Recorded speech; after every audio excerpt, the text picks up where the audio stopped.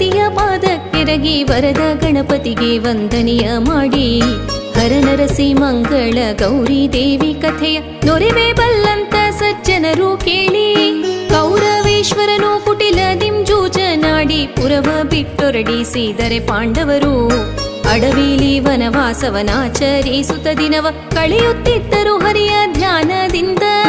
ಒಂದು ದಿನ ಹರಿಯು ಕಾಮ್ಯಕ್ಕೆ ವನಕ್ಕೆ ನಡೆತರಲು ಬಂದರೆದುರಿಗೆ ಧೌಮ್ಯ ಮುನಿ ಸಹಿತಲೇ ಬಂದು ಪಾಂಡವರು ಮುಯ್ಯಿಕ್ಕಿದರು ಹರಿಪಾದ ದ್ವಂದ್ವದಲ್ಲಿ ದ್ರೌಪದಿ ದೇವಿ ಸಹಿತ. ನಾರಾಯಣ ತಾನು ನಗು ನಗುತ್ತ ದ್ರೌಪದಿಗೆ ಹೇಳಿದನು ಪೂರ್ವ ಜನ್ಮದ ಕರ್ಮವ ಮಾಡಿ ಅನುಭವಿಸಿದಲ್ಲದೆ ಬಿಡದು ಚಿಂತಿಸಬೇಡ